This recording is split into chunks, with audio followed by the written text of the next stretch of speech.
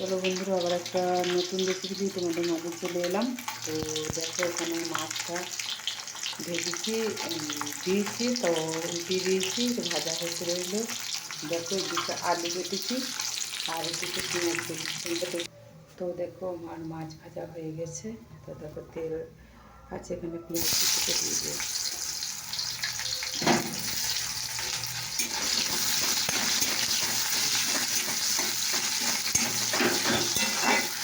পেঁয়াজ কেটে দিয়ে একটু নেড়াচাড়া করে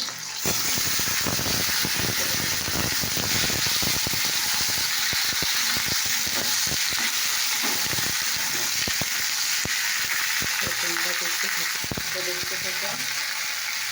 প্রথমে যখন নুন দিয়ে দিলাম, কারণ নুনটা কেন দিয়ে দেবো বন্ধুরা, এটা তাড়াতাড়ি ভেজে দেবে, বুঝেছো? তো পরিমাণ মতো তোমরা যেমন নুন খাও তেমন দেবে। তো এটাকে হলুদ দিয়ে দেবে, ঠিক আছে? দেবে, নাড়াচাড়া করবে।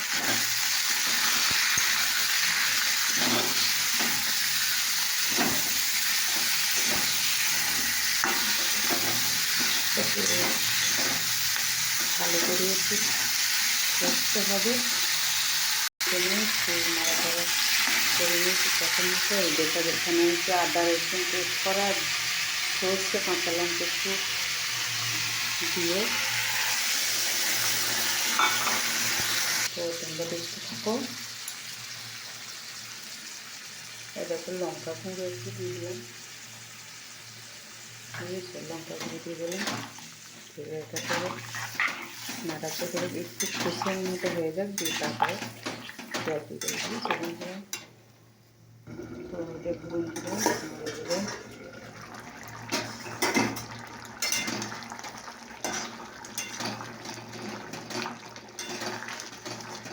মশলাটা দিয়ে একটু কষছি, বুঝতে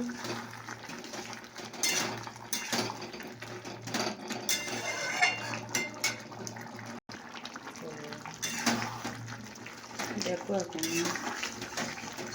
প্রায় কষা হয়ে এসছে। তো এবার আমি জলটা ঢেলে দেবো। কারণ কেন বেশি লাড়লাম না সেটাও তোমাদের বলি। কেন নাড়লাম না বলো তো বন্ধুরা? সর্ষে দেওয়া আছে বলে, এই জন্য বেশি সর্ষে লাড়লে তো তেতো হয়ে যায় না, সেই কারণে সর্ষেটা নাই নেড়ে। দেখো, ঝোলের কালারটা কত সুন্দর এসেছে। তো একটুখানি ফুটুক। তো চলো বন্ধুরা, ফুটতে শুরু করে দিয়েছে। তো যেহেতু নতুন আলু আছে, এবার আমি মাছ ভাজাটাকে ফেলে দেবো। এটা একটু গাঢ়সা গাঢ়সা করবো, কারণ এটা বেশি ঝালের মতো রেসিপি হবে, বুঝতে পেরেছো? তো এই রেসিপিটা খেতে এত টেস্টি হয় আর এতটা ভালো লাগে, তোমরা না খেলে বুঝতে পারবে না। তো আমার এতটা ভালো লাগে, আলু দিয়ে সর্ষে বাটা, একটু আদা রসুন পেস্ট দিয়ে এত সুন্দর লাগে খেতে। তুমি এক থালা থেকে দু থালা খেয়ে নেবে, বুঝে তো? এত টেস্টি খাবার হয় আর এত স্বাদ হয়। তো জানি না তোমরা এরকম খাবার খেয়েছো কি না, তাও আমার জানা নেই। তো আমার এই রেসিপিটা খুবই ভালো লাগে, আমার এই রেসিপিটা খেতেও খুব ভালো লাগে। তো তোমাদের কেমন লাগলো অবশ্যই কমেন্ট করে জানিও।